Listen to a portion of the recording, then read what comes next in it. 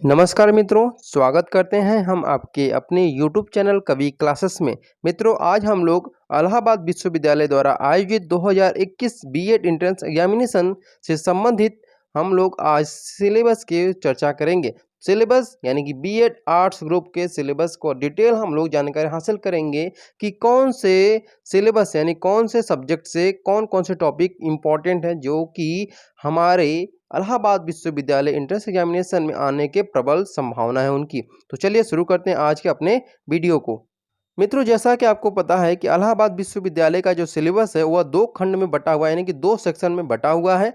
Section A जो है वह सभी के लिए अनिवार्य है, जिसमें कि आपको 100 प्रश्न होते हैं, और वहीं अगर सेक्शन बी जो बात करें तो सब्जेक्ट ग्रुप होते हैं, जिसमें कि आपको 50 क्वेश्चन करने पड़ते हैं। ठीक है, और यह जो 50 क्वेश्चन है यह सब्जेक्ट वाइज होते हैं, यानी सब्जेक्ट ग्रुप के हिसाब से, जैसे आर्ट्स ग्रुप हो गया, कॉमर्स ग्रुप हो गया, साइंस ग्रुप हो गया। तो इन तीनों ही ग्रुप में ये 50-50 प्रश्न बटे हुए हैं, और जो 100 प्रश्न है यह आपका सिलेबस मैंने बना दिया है इसका वीडियो, और पूरे डिटेल में बताया हुआ है कि सेक्शन ए के कौन कौन से टॉपिक पढ़ना आपको अनिवार्य है। सेक्शन ए का आप वीडियो देखना चाहते हैं तो यहाँ पर एंड में हम लोग जब एंड करेंगे वीडियो का तो वहाँ पे एक वीडियो आएगा, और उस वीडियो पे आप लोग को यहाँ पे दिखाई जाएगा कि सेक्शन ए का जो सिलेबस है वह क्या है।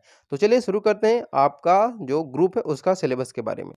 तो देखिए, यहाँ पे सेक्शन बी में आर्ट्स ग्रुप का जो क्वेश्चन आता है वो टोटल 50 क्वेश्चन होते हैं, जिसमें आपको इतिहास पढ़ना होता है, जियोग्राफी पढ़ना होता है यानी हिस्ट्री, ज्योग्राफी, पॉलिटिकल साइंस में जो कि आपका पॉलिटी और जो पॉलिटिकल साइंस है दोनों मिक्स आते हैं क्वेश्चन, ये ध्यान रखिएगा आप लोग। उसके बाद अगर हम बात करें तो यहाँ पर आपका इकोनॉमिक्स आता है, यानी अर्थशास्त्र से क्वेश्चन पूछे जाते हैं। हिंदी लिटरेचर से क्वेश्चन पूछे जाते हैं, ये ध्यान रखिएगा, हिंदी लिटरेचर, न कि हिंदी व्याकरण यानी हिंदी ग्रामर से क्वेश्चन नहीं आते हैं। इंग्लिश लिटरेचर यानी कि अंग्रेजी साहित्य से, और उसके बाद 7वां जो आपका है वह है संस्कृत साहित्य, यानी कि जो आपका है संस्कृत लिटरेचर से आते हैं। ठीक है, यानी टोटल मिलाकर के कुल 7 सब्जेक्ट आपको पढ़ने हैं जो आर्ट्स ग्रुप से पेपर देना चाहते हैं, और 7 सब्जेक्ट जो हैं उन सातों सब्जेक्ट में कौन कौन से ऐसे टॉपिक हैं कि जिन टॉपिक को आप कवर कर लेंगे तो आपका जो सिलेक्शन है वह बीएड के लिए पक्का हो जाएगा। तो चलिए यहाँ पे डिस्कस करते हैं इंपॉर्टेंट जो टॉपिक है उनके बारे में। इम्पॉर्टेंट जो टॉपिक उनको बताने से पहले आपको कुछ चीज़ें बता दें कि जो इम्पॉर्टेंट नोट है वह जानना आपको ज़रूरी है कि अगर आप यहाँ पे गैप ईयर वाले स्टूडेंट तो ज़रूर मेरी एक राय ज़रूर मानिएगा कि आप इस एंट्रेंस एग्जामिनेशन में भाग मत लीजिए, क्योंकि 5% कहीं कहीं एंट्रेंस एग्जामिनेशन में 1% मार्क्स भी बहुत इंपॉर्टेंट होते हैं। यहाँ तो इलाहाबाद विश्वविद्यालय जो है वो 5% काट रहा है। अगर 2 साल आपका गैप है तो 10% आपका काटेगा, वहीं अगर 3 साल गैप है तो 15% आपका यहाँ पे मार्क्स कटेंगे जो एंट्रेंस एग्जामिनेशन में आप मार्क्स लाएंगे।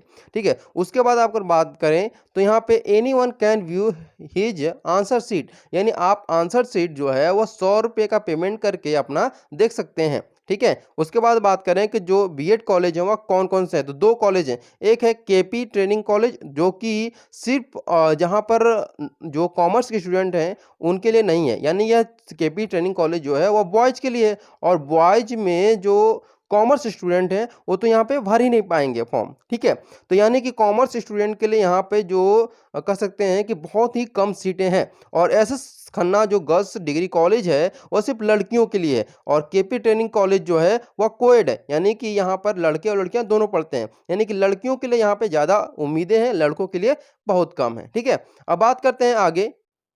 देखिए, यहाँ पर एंशिएंट हिस्ट्री और मेडिवल हिस्ट्री और मॉडर्न हिस्ट्री तीनों से आपके क्वेश्चन पूछे जाएंगे। एंशिएंट हिस्ट्री की बात करें तो सबसे पहले जो आपका पूछा जाएगा वह सिंधु घाटी सभ्यता से, सिंधु घाटी सभ्यता से रहेगा। वैदिक सभ्यता से आपके क्वेश्चन पूछे जाएंगे, वहीं आपके महाजनपद से क्वेश्चन रहेंगे। जैन धर्म, बौद्ध धर्म, मगध साम्राज्य, मौर्य साम्राज्य और गुप्त साम्राज्य, इनसे क्वेश्चन पूछे जाएंगे। वहीं मेडिवल हिस्ट्री की बात करें तो महमूद गजनवी, उसके बाद मोहम्मद गौरी, सल्तनत काल, विजयनगर और भक्ति आंदोलन, वहीं पे मुगल साम्राज्य। ये तो थे आपके जो एंशिएंट और यहाँ पे आपका मेडिवल हिस्ट्री है, इनसे क्वेश्चन पूछे जाएंगे। अब बात करते हैं मॉडर्न हिस्ट्री से। देखिए, मैंने अभी आपको मेडिवल हिस्ट्री से संबंधित क्वेश्चन यहाँ पे जो टॉपिक है उनको बताया था कि महमूद गजनवी, मोहम्मद गौरी, सल्तनत काल, इन सब से क्वेश्चन आएंगे। वहीं अगर हम बात करें मॉडर्न हिस्ट्री के तो यहाँ पे आपको यूरोपीय कंपनी से आएंगे क्वेश्चन, बंगाल से क्वेश्चन पूछे जाएंगे, और 1857 की जो क्रांति है उससे क्वेश्चन आएंगे। आंदोलन और उनसे संबंधित जो घटनाएं हैं उनसे क्वेश्चन पूछे जाएंगे। प्रमुख जो नारे लगाए गए हैं उनके बारे में, और कांग्रेस और गांधी जी के बारे में स्पेशली 1 से 2 क्वेश्चन आपके जरूर बनेंगे।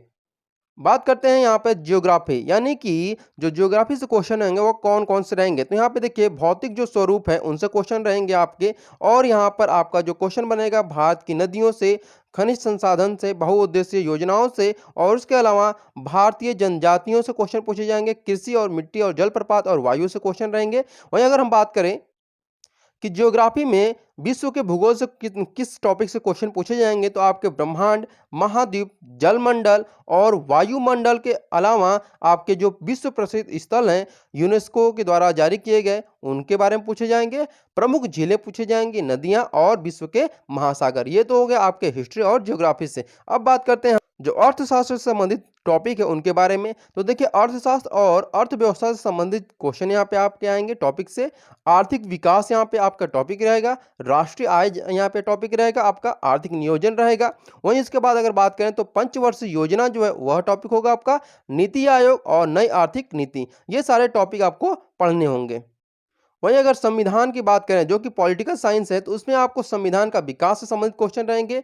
वहीं अगर बात करें आगे की, तो संविधान सभा, विदेशी स्रोत, अनुसूचियां, नागरिकता, इन सभी से क्वेश्चन भी पूछे जाएंगे। इसके अलावा नागरिकता के अलावा मौलिक अधिकार, संविधान में संशोधन जितने भी हो उनके बारे में, पंचायती राज के बारे में क्वेश्चन यहाँ पे आएंगे। अब बात करते हैं आपके हिंदी साहित्य का। तो हिंदी साहित्य में सबसे पहला जो टॉपिक आपका रहेगा हिंदी भाषा का इतिहास, उसके बाद नागरी लिपि का इतिहास, हिंदी साहित्य का इतिहास, उसके बाद जो टॉपिक आपका रहेगा कथा साहित्य से संबंधित क्वेश्चन आएंगे, नाटक और रंगमंच से, पद्य साहित्य से, गद्य साहित्य से, और वहीं उसके बाद बात करें तो आधुनिक हिंदी से क्वेश्चन रहेंगे, ऐतिहासिक पुस्तकें रहेंगी, पत्र लेखन से संबंधित क्वेश्चन पूछे जाएंगे हिंदी साहित्य। अब बात करते हैं अब यहाँ पर जो अगला सब्जेक्ट है अंग्रेजी साहित्य यानी इंग्लिश लिटरेचर से।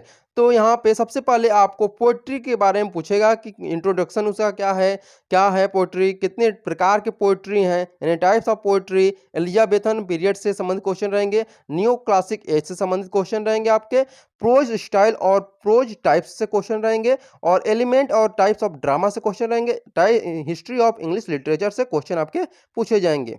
संस्कृत साहित्य से अगर बात करें तो यहाँ पे कौन कौन से टॉपिक आपको पढ़ना बहुत इंपॉर्टेंट वो भी देख लीजिए।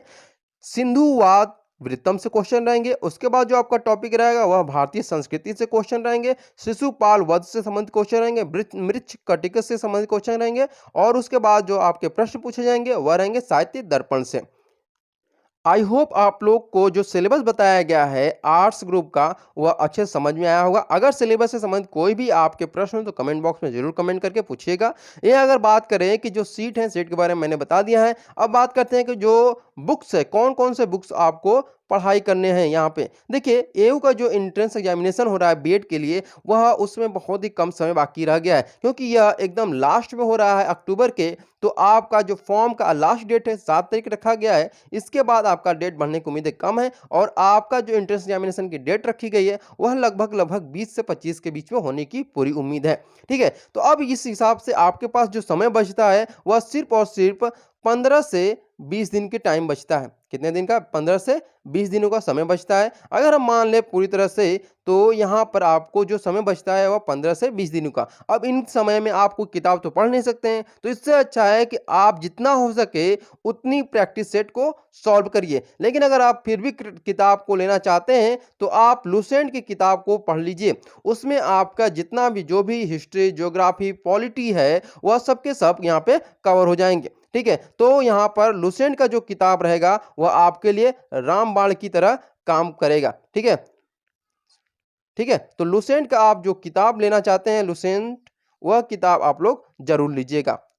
ठीक, तो लुसेंट का किताब के साथ आप इसके साथ साथ आप जो प्रैक्टिस सेट लगा रहे हैं उस प्रैक्टिस सेट को भी आप लोग जरूर करिए। ठीक है, आई होप आप लोग को ये सारी चीजें समझ में आ गई होंगी। हिंदी साहित्य, अंग्रेजी साहित्य और संस्कृत साहित्य के लिए कोई भी आप मतलब प्रैक्टिस सेट लगा लीजिए, क्योंकि उसमें डीपली पढ़ना मतलब कि अपने पैर पे कुल्हाड़ी मारने के समान होगा।